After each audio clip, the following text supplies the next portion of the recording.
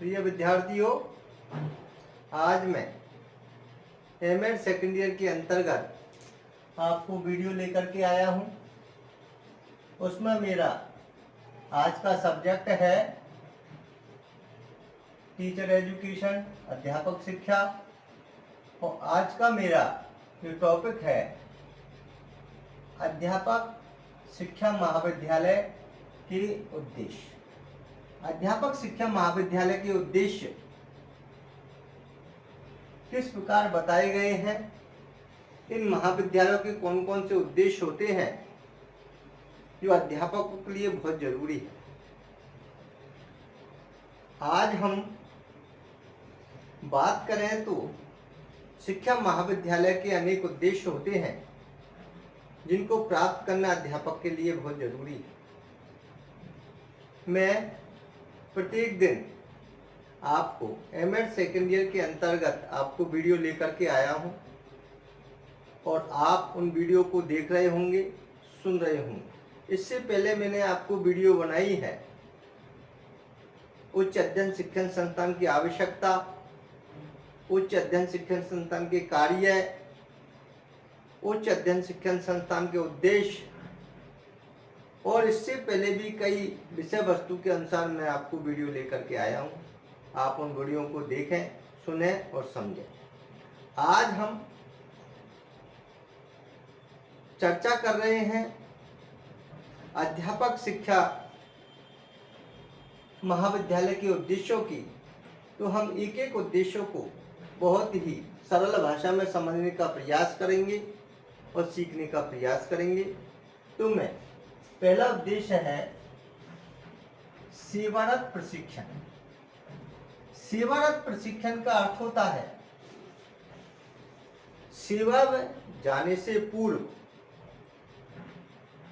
और सेवा में चले जाने के पश्चात हम जो प्रशिक्षणों की जो हमें आवश्यकता होती है, उन प्रशिक्षणों को शिक्षा महाविद्यालय समय समय पर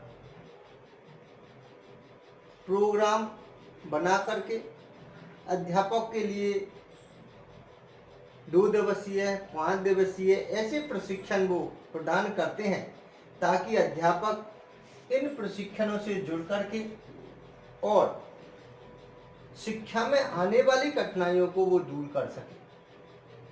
सेवारत प्रशिक्षण के अंतर्गत जब जो भावी अध्यापक है वो सेवा से पूर्व जब ट्रेनिंग लेता है और ट्रेनिंग लेने के पश्चात वो जब वो अध्यापक बनने के लिए चला जाता है तो कई प्रकार की ऐसी कमियां समय और तकनीकी के हिसाब से उनमें रह जाती है। उन कमियों को दूर करने के लिए जब अध्यापक बन जाता है तो पुनः उन सेवारत प्रशिक्षण की आवश्यकता उनको होती है ताकि वो थोड़े समय के लिए जो कमियां हैं उनको वो दूर कर सके और सेवा में बच्चों को किसी प्रकार की कठिनाइयां न हो, बालकों का वो सर्वांगीण विकास कर सके, विद्यालय महाविद्यालय जहाँ भी वो शिक्षण करा रहा है ठीक प्रकार से शिक्षण करा सके। इन सारी बातों को उसमें ध्यान दिया जाता है। इसलिए हमें सेवारत प्रशिक्षण की इसमें आवश्यकता पड़ती है। और सेवारत प्रशिक्षण में जो भी अध्यापक सेवा में है उनको वर्कशॉप, सेमिनार, गोष्ठियां आयोजित करके इन समस्याओं को उनकी समाधान हम करते हैं ताकि शिक्षण में उनकी कोई समस्या न रहे और वो आगे बढ़ते हुए चले जाए। ये सब शिक्षा महाविद्यालय के उद्देश्यों के अंतर्गत माने जाते हैं। दूसरा है शिक्षण विधियों में सुधार। शिक्षण विधियों में भी हमें सुधार करते रहना चाहिए। जब वो कोई प्रशिक्षणार्थी प्रशिक्षण लेता है तो कई प्रकार की पुरानी पद्धतियों के अनुसार ही वो पढ़ाता रहता है, लेकिन जब समय की मांग के अनुसार नई पद्धतियों को हमें सीखना चाहिए। अगर हम पुरानी तरीके से ही हम पाठ्य सामग्री को पढ़ाएंगे, विषय वस्तु को पढ़ाएंगे, तो हमें उतना विद्यार्थियों को लाभ प्राप्त नहीं होगा जितना होना चाहिए। इसलिए अध्यापक को चाहिए शिक्षण की विधियों में वो सुधार करे। समय समय पर वो सुधार करते हुए रहना चाहिए शिक्षण की विधियों में। जब तक वो शिक्षण विधियों में सुधार नहीं करेंगे तब तक उनका रुचिपूर्वक शिक्षण नहीं बनेगा, आनंद पूर्वक शिक्षण नहीं बनेगा। छात्र ठीक प्रकार से अध्यापक की बातों को नहीं सुनेंगे। इसलिए हमें उन शिक्षण विधियों का प्रयोग करना चाहिए जो पाठ्यक्रम के अनुसार हो, विषय वस्तु के अनुसार हो, अध्यापक सरल भाषा में उसको समझा सके, विद्यार्थी ठीक प्रकार को समझ सके। इन सारी चीजों की विधियों का ज्ञान भी एक अध्यापक को होना चाहिए और अध्यापक शिक्षा महाविद्यालय का ये दूसरा उद्देश्य माना गया है। तीसरा है शैक्षिक स्रोतों का ज्ञान। शैक्षिक स्रोतों का ज्ञान भी हमें होना चाहिए। शैक्षिक स्रोतों का ज्ञान से अर्थ है हमें उन स्रोतों से जुड़ना चाहिए जो कि हमें शिक्षा के क्षेत्र में उपयोगी हो। विभिन्न प्रकार से हम उन स्रोतों के माध्यम से उस ज्ञान में वृद्धि कर सके, जैसे सेमिनार में भाग लेकर, वर्कशॉप में भाग लेकर के, विभिन्न प्रकार के प्रोजेक्ट बनाते हुए। तो ऐसे शैक्षिक स्रोतों का ज्ञान भी हमें शिक्षा महाविद्यालय के उद्देश्यों के अंतर्गत माना गया है। हम प्रशिक्षणार्थियों को इस प्रकार से जोड़ें, प्रशिक्षणार्थियों को इस प्रकार से ज्ञान दें कि वो शैक्षिक स्रोतों से जुड़ सके। और शैक्षिक स्रोत विभिन्न प्रकार के हमारे हो सकते हैं, क्योंकि मैंने आपको बताया सेमिनार से जुड़े, वर्कशॉप से जुड़े, कार्यशाला से, अन्य प्रकार के अन्य जो प्रोजेक्ट माध्यम से जुड़े, अरे कोई ऐसे गोष्ठियों में भाग लें, अच्छे सम्मेलनों में जाकर के भाग लें। तो इन सारे शैक्षिक स्रोतों से हमें ज्ञान में वृद्धि होगी। ऐसे कई प्रकार के शिक्षा के स्रोत हैं, उन स्रोतों को प्राप्त करते हुए हमें ज्ञान में वृद्धि कर सकते हैं। वो भी शिक्षा महाविद्यालय के उद्देश्यों के अंतर्गत माना गया है। अगला है शैक्षिक नवाचारों का प्रयोग। शैक्षिक नवाचारों का प्रयोग, शैक्षिक नवाचारों का प्रयोग के अंतर्गत भी हम बात करें तो शैक्षिक नवाचारों का प्रयोग भी हमें समय समय पर करते रहना चाहिए, नए नवाचारों से जोड़ते हुए रहना चाहिए। शिक्षा के क्षेत्र में जो नए नए नवाचार आ रहे हैं उनका ज्ञान अध्यापक को होना चाहिए, उन सेवारत अध्यापकों को उनका ज्ञान होना चाहिए, और सेवा से पूर्व जो ट्रेनिंग ले रहे हैं उन बच्चों को भी ज्ञान होना चाहिए कि शैक्षिक नवाचारों का प्रयोग किस प्रकार से किया जाए। शिक्षा के क्षेत्र में जो नवाचार आ रहे हैं, शिक्षा के क्षेत्र में जो नवाचारों के माध्यम से शिक्षण कराया जा रहा है, अधिगम कराया जा रहा है, सिखाया जा रहा है, वो किस प्रकार के नवाचारों का प्रयोग हम कर सकते हैं। इन सारी बातों को भी हमें समय समय पर सीखते रहना चाहिए। तो जब तक हम इन चीजों को नहीं सीखेंगे तब तक इन नवाचारों का ज्ञान हमें होना चाहिए। आज वही अध्यापक अच्छा माना जा रहा है जो कि नवाचारों युक्त शिक्षा दे, क्योंकि पहले के जमाने में, प्राचीन समय के समय में, आज के समय में बहुत सा अंतर हमको दिखाई दे रहा है। पहले के विद्यार्थी में आज के विद्यार्थियों में हमें बहुत से अंतर हमें दिखाई देते हैं। इन सारी चीज़ों को देखते हुए आज तकनीकी शिक्षा, नवाचारों की शिक्षा से हमें जुड़ना चाहिए, उन नवाचारों के माध्यम से शिक्षा देनी चाहिए। ऐसे अध्यापकों में हम जो शिक्षा महाविद्यालय, उनका एक उद्देश्य होता है कि हम नवाचारों से जुड़ें, उन प्रशिक्षणार्थियों को नवाचारों से जोड़ें, उन विद्यार्थियों को नवाचारों से जोड़ें, वो सेवारत अध्यापकों को नवाचारों से जोड़ें और पूर्व सेवारत अध्यापकों को नवाचारों से जोड़ें, ताकि शैक्षिक नवाचारों का प्रयोग वो ठीक प्रकार से कर सके, वो जान सके, उनको समझ सके और इंस्ट्रूमेंट को चलाना उनको आ सके। इन सारे शैक्षिक नवाचारों के प्रयोग के ज्ञान के लिए भी ये जो शिक्षा महाविद्यालय कार्यक्रम रखे जाते हैं, ताकि उनमें वो सीख करके, प्रशिक्षण प्राप्त करके इन चीज़ों को वो सीख जाए। ये भी एक कार्य उनके द्वारा किया जाता है, तो ये भी हम उनके उद्देश्यों में मान सकते हैं। पाठ्यक्रम में विकास, पाठ्यक्रम में विकास भी एक बहुत बड़ा उद्देश्य है शिक्षा महाविद्यालय के। पाठ्यक्रम का विकास करते रहना चाहिए। पाठ्यक्रम में आए दिन परिवर्तन होते रहते हैं, पाठ्यक्रम में नवीन चीज़ों को हमें जोड़ना चाहिए। कई समय के अनुसार हमें और पाठ्यक्रम और वृद्धि करनी चाहिए, ताकि नई चीज़ों को हम जुड़ सके, नई तकनीकी का ज्ञान उनको देना चाहिए, पाठ्यक्रम में नई विषय वस्तु जोड़ना चाहिए। ऐसे पाठ्यक्रमों के विकास के लिए भी हमें ध्यान देना चाहिए, क्योंकि शिक्षा महाविद्यालय का उद्देश्य माना गया है। आज हम पाठ्यक्रम में परिवर्तन समय के अनुसार हमें करना चाहिए। आज की विषय वस्तु को ध्यान में लेकर के, आज के कार्य क्षेत्र को ध्यान में लेकर, आज के समय को ध्यान में रख करके ही हम पाठ्यक्रम का निर्माण करना चाहिए। पाठ्यक्रम विषय विशेषज्ञों के द्वारा सलाह मशवरा करके ऐसे पाठ्यक्रम का निर्माण करना चाहिए जो बालकों के लिए हितकर हो, अध्यापकों के लिए हितकर हो, समाज के लिए हितकर हो, राष्ट्र के लिए हितकर हो, ऐसे पाठ्यक्रमों का विकास भी हमें समय समय पर करते रहना चाहिए, जो कि हम महाविद्यालय के उद्देश्यों के अंतर्गत इसको ले सकते हैं, इनमें समाहित कर सकते हैं, इन चीज़ों से हम जुड़ सकते हैं। तो ये भी एक शिक्षा महाविद्यालय के उद्देश्यों के रूप में माना जाता है। अगला है मूल्यांकन तकनीकी में नवीनता। मूल्यांकन तकनीकी में नवीनता भी हमारा एक उद्देश्य माना गया है कि मूल्यांकन जो तकनीक है उसमें हमें नवीनता लानी चाहिए। हमारी जो मूल्यांकन पद्धति है उसमें भी हम तकनीकी का प्रयोग कर सकते हैं, नवीनता ला सकते हैं। आज पहले की मूल्यांकन पद्धति में आज की मूल्यांकन पद्धति में बहुत सा अंतर आपको दिखाई दे जाता है। पहले गुरु शिष्य अपना शिष्य की परीक्षा लेता था, लेकिन आज लिखित परीक्षा के माध्यम से, मौखिक परीक्षा के माध्यम से या इंटरव्यू के साक्षात्कार के द्वारा, विभिन्न प्रकार के तकनीकी के द्वारा हम मूल्यांकन पद्धति में भी हम नवीनता ला सकते हैं।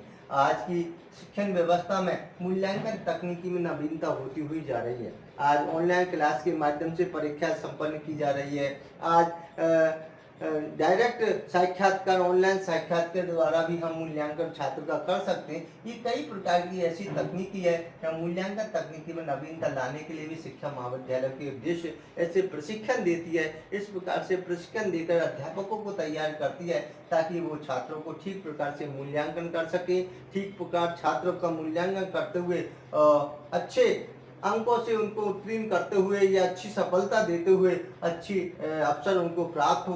इन सारी चीज़ों में भी शिक्षा महाविद्यालय के उद्देश्यों की प्राप्ति इसके अंतर्गत हम ले सकते हैं। तो मूल्यांकन तकनीकों में नवीनता का कार्य इसके द्वारा किया जाता है। ये भी कार्य इनके द्वारा भी हमारा माना जाता है। तो मूल्यांकन तकनीकी में नवीनता भी इसके अंतर्गत मानी गई है। प्रभावी शिक्षण, प्रभावी शिक्षण भी हमारा होना चाहिए। प्रभावी शिक्षण के माध्यम से भी हम बता सकते हैं कि जो भी हमारा शिक्षण है वो प्रभावी होना चाहिए। जब तक हमारा शिक्षण प्रभावी नहीं होगा, पढ़ाने का तरीका हमारा सही नहीं होगा, पढ़ाने की विषय वस्तु हमारी ठीक प्रकार से नहीं होगी, या हमारे बोलने का तरीका ठीक प्रकार से नहीं होगा, हमारी आवाज़ ठीक प्रकार से नहीं होगी, हम दूसरे को हम किस प्रकार से समझा सकते हैं, ये हमारा प्रभावी नहीं होगा, तो हमारा प्रभावी शिक्षण नहीं माना जाएगा। इसलिए हम अध्यापक का एक पहला गुण ये होता है उसकी जो समझाने का तरीका या बोलने का तरीका या उसके चेहरे की जो मुस्कुराहट, वो तरीका या प्रभावी शिक्षण किस प्रकार से विषय वस्तु की वो तैयारी करके आ रहा है, उन सारी चीज़ों का तरीका भी प्रभावी शिक्षण में बहुत मायने रखता है। इसलिए प्रभावी शिक्षण वही अध्यापक दे सकता है जिसको विषय वस्तु का ज्ञान हो। अध्यापक के द्वारा छात्र अध्यापक से जुड़ सके। इन छात्र जब अध्यापक से जुड़ेगा तो प्रभावी शिक्षण के द्वारा छात्र अपनी विषय वस्तु को पूर्ण कर सकेंगे या पाठ्यक्रम को पूरा कर सकेंगे। ये सब प्रभावी शिक्षण के द्वारा ही संभव हो सकता है। इसलिए अध्यापक को चाहिए कि जब भी वो कक्षा में जाए, बच्चों को पढ़ाने के लिए जाए, पूर्ण तैयारी के साथ जाए।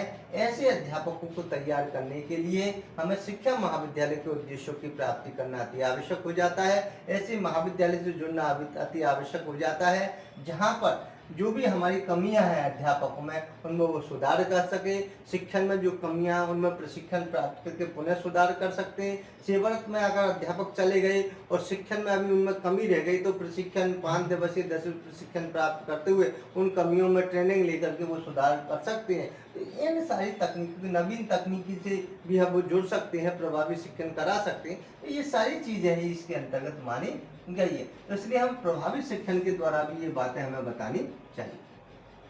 अगला है विषय वस्तु में ज्ञान में वृद्धि। विषय वस्तु के ज्ञान में वृद्धि के लिए भी हमें मूल्यांकन शिक्षा महाविद्यालय की आवश्यकता इसमें पड़ती है। विषय वस्तु के ज्ञान में वृद्धि की जो भी विषय वस्तु है, जो भी हमने विषय वस्तु तैयार की है बच्चों के लिए या अध्यापक के लिए, जो विषय वस्तु है उसमें ज्ञान में और वृद्धि करनी चाहिए। किस प्रकार विषय वस्तु को हम बढ़ा सकते हैं। एक होता है सिलेबस कुछ है, लेकिन अध्यापक बालकों के लिए, विद्यार्थी के लिए, प्रशिक्षणार्थी के लिए बहुत कुछ दे सकता है। क्योंकि जब व्याख्यान पद्धति से अगर अध्यापक पढ़ाता है तो कई प्रकार का अतिरिक्त ज्ञान भी उनको उस व्याख्यान के जो विषय वस्तु उससे अतिरिक्त वो दे सकता है, क्योंकि ये विषय वस्तु ज्ञान में वृद्धि के लिए वो सहायक होते हैं। तो कई प्रकार से किताबों में बहुत शॉर्ट में लिखा होता है, लेकिन व्याख्यान पद्धति से उसको बढ़ा चढ़ाकर अध्यापक और ज़्यादा बता सकता है। तो इसलिए विषय वस्तु के ज्ञान में वृद्धि भी इसमें शिक्षा महाविद्यालय के ट्रेनिंगों में बताई जाती है, इनके उद्देश्यों में समाहित की जाती है कि वो विषय वस्तु के ज्ञान में वृद्धि करें और हमें समय समय पर विषय वस्तु में परिवर्तन करते हुए उस ज्ञान में वृद्धि करनी चाहिए। छात्रों के लिए वो हितकर हो, समाज के लिए हितकर हो और राष्ट्र के लिए हितकर हो और विषय वस्तु को ठीक और सुचारू रूप से वो समझ सके। ऐसे ज्ञान में वृद्धि के लिए भी हमें उसके लिए शिक्षा महाविद्यालय के उद्देश्यों की प्राप्ति होती है, उद्देश्यों को अपनाना चाहिए। शिक्षण में नवीनता, शिक्षण में नवीनता भी हमें समय समय पर लाने चाहिए। शिक्षण में जो नवीनता है उसमें जो प्राचीन जो पद्धति है उसको छोड़ करके या पुरानी पद्धति उसको छोड़ करके नवीनता से जुड़ना चाहिए। आज शिक्षण की नवीनता बहुत ज़्यादा है, शिक्षण में जुड़े हुए हैं। शिक्षण की नवीनता से हम जोड़ सकते हैं कि किस प्रकार से हम शिक्षण को नवीनता के अनुसार हम आगे बढ़ा सकते हैं। ये सारी बातें शिक्षण में नवीनता की ओर हम ले सकते हैं कि जो कि हमारे अध्यापक का जो शिक्षण की व्यवस्था है वो नवीनता का माध्यम लिए होनी चाहिए। शिक्षण की जो अध्यापक में जो विषय वस्तु उसको बढ़ाते हुए रहना चाहिए। शिक्षण में विधि प्रविधि का ज्ञान उनको होना चाहिए, किस प्रकार से अच्छे शिक्षण वो करा सकता है और किस प्रकार से अच्छे शिक्षण के द्वारा टीएमएल के द्वारा सहायक सामग्री के द्वारा विभिन्न प्रकार के माध्यमों से वो बता सकता है। इन सारी चीज़ों का ज्ञान देते हुए भी हमें बताते रहने चाहिए। तो शिक्षण में नवीनता का ज्ञान भी उसमें होना चाहिए। इन सारी चीज़ों की व्यवस्था के लिए हमें शिक्षण में नवीनता से जोड़ते हुए अध्यापकों को तैयार करना चाहिए, प्रशिक्षणार्थियों को तैयार करना चाहिए ताकि अध्यापक इनसे जुड़ करके विभिन्न प्रकार का ज्ञान प्राप्त कर सके और अच्छा अध्यापक बन सके। तो ये भी अध्यापकों में नवीनता भी अपनानी चाहिए। शिक्षण समस्याओं का समाधान, शिक्षण समस्याओं के समाधान का भी हमें विचार ध्यान देना चाहिए। शिक्षण समस्याओं का समाधान भी हमें, क्योंकि शिक्षण में कई प्रकार की समस्याएं पढ़ाने के लिए अध्यापक में आ जाती है और जब अध्यापक शिक्षण करवाता है तो कक्षा कक्षी की विभिन्न प्रकार की समस्याएं उनके सामने खड़ी हो जाती है या बालकों के प्रति उनकी समस्याएं खड़ी हो जाती है, विषय वस्तु से संबंधित समस्याएं खड़ी हो जाती है, वातावरण संबंधी समस्याएं खड़ी हो जाती है। इन शिक्षण समस्याओं का समाधान समय समय पर हमें करते रहना चाहिए। तो हमें शिक्षण समस्याओं के समाधान के लिए हमें बहुत सी चीज़ों का ध्यान रखना आवश्यक हो जाता है। अध्यापकों का परम उत्तरदायित्व होता है कि उन समस्याओं का समाधान करें, उन समस्याओं को विचार विमर्श करें, उन समस्याओं को खोजें और समस्या को खोजते उसमें अनुसंधान वो करें। और अनुसंधान तभी संभव होगा जब शिक्षा महाविद्यालय के उद्देश्यों से हम जुड़ेंगे। तो शिक्षा महाविद्यालय हमें विभिन्न प्रकार के अनुसंधानों की बात कहता है। शिक्षा महाविद्यालय हमें कई प्रकार के अनुसंधान, सेमिनार, वर्कशॉप में विभिन्न प्रकार की समस्याओं के समाधान करने का कार्यक्रम रखता है। किस प्रकार समस्याओं का हम समाधान कर सकते ऐसे प्रोग्राम बनाता है। तो इनसे जुड़ करके हमें शिक्षा महाविद्यालय के उद्देश्यों की प्राप्ति होती है। इसलिए शिक्षण समस्याओं के समाधान के लिए समय समय पर हमें इन जो कठिनाई है शिक्षण में, जो बालकों के लिए, अध्यापकों के लिए शिक्षा के क्षेत्र में आने वाली जो कठिनाई है उनका समाधान हम कर सके और समाधान करते हुए उन समस्याओं का से अवगत हो सके और उनका समस्याओं का समाधान करते हुए छात्रों को लाभ दे सके। इसलिए शिक्षण समस्या के समाधान के लिए शिक्षा महाविद्यालय के उद्देश्यों का प्राप्त होना जरूरी हो जाता है। तो कई प्रकार की जो बातें हैं वो मैंने इसमें बताने का आपका प्रयास किया है। तो अध्यापक शिक्षा महाविद्यालय के उद्देश्यों की जब हम चर्चा करें तो बहुत सी चीजें इसके निकल करके आती हैं, जिसमें मैंने एक एक बिंदु को आपको धैर्य से सुनाने का, समझाने का प्रयास किया है। जिसमें मैंने सेवारत प्रशिक्षण की बात इसके अंतर्गत मैंने आपको बताई है कि सेवारत जो प्रशिक्षण है, सेवा से पूर्व और सेवा के पश्चात भी हमें प्रशिक्षण इसके द्वारा दिया जाता है, क्योंकि शिक्षा महाविद्यालय के द्वारा दोनों प्रकार से प्रशिक्षण हम दे सकते हैं। क्योंकि प्रशिक्षण के दौरान जो भी हमें कमी रह जाती है वो सेवा के पश्चात भी हम इसमें जुड़ करके विभिन्न प्रकार का प्रशिक्षण प्राप्त करके अपने प्राप्त कर सकते हैं। शिक्षण विधियों में सुधार के लिए भी हम इसमें शिक्षण विधियों में सुधार कर सकते हैं, क्योंकि विभिन्न प्रकार की पद्धतियां बदलती रहती हैं, विधियां बदलती रहती हैं। उन विधियों में भी हमें समय समय पर सुधार करते रहना चाहिए। शैक्षिक स्रोतों का ज्ञान, शैक्षिक स्रोतों का ज्ञान के लिए भी हमें कई प्रकार का इसमें नए जो सेमिनार, वर्कशॉप या कई प्रकार के प्रोजेक्ट बनाने का ज्ञान भी हमें इसमें देना चाहिए या उनसे जुड़ना चाहिए, ताकि ये महाविद्यालय के द्वारा कई प्रकार की ऐसी बातें बताई जाती है ताकि अध्यापक इनसे जुड़ सके। शैक्षिक नवाचारों का, फिर नए नवाचारों से हमें जुड़ना चाहिए। नए नवाचारों का ज्ञान, नई तकनीकी ज्ञान हमें प्राप्त करता है और पाठ्यक्रम के विकास की ओर भी हमें ध्यान देना चाहिए।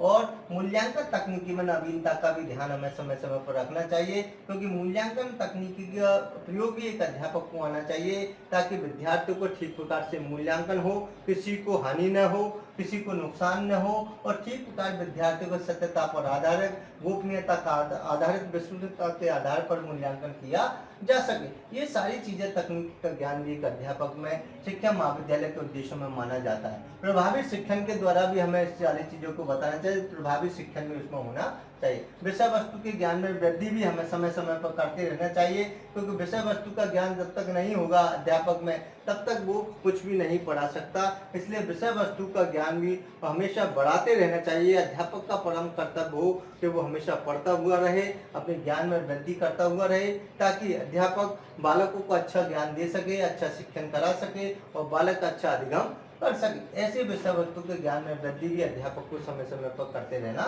चाहिए। शिक्षण में नवीनता भी समय समय पर लानी चाहिए। शिक्षण में नवीनता का ज्ञान भी समय समय पर होता रहना चाहिए। शिक्षण में जो नवीनता है, पुराने समय की शिक्षण की व्यवस्था आज के नए व्यवस्था में परिवर्तन करते रहना चाहिए। इसलिए ये भी एक उसके उद्देश्य में बताया गया है। शिक्षण समस्याओं के समाधान के लिए भी हमें ध्यान देना चाहिए। तो मैंने पूरे बिंदुओं को एक बहुत ही स्पष्ट रूप से सरल भाषा में समझाने का प्रयास किया है। आशा नहीं, पूर्ण विश्वास है आपकी ये समझ में आया होगा। जय हिंद, जय भारत, नमस्कार, धन्यवाद।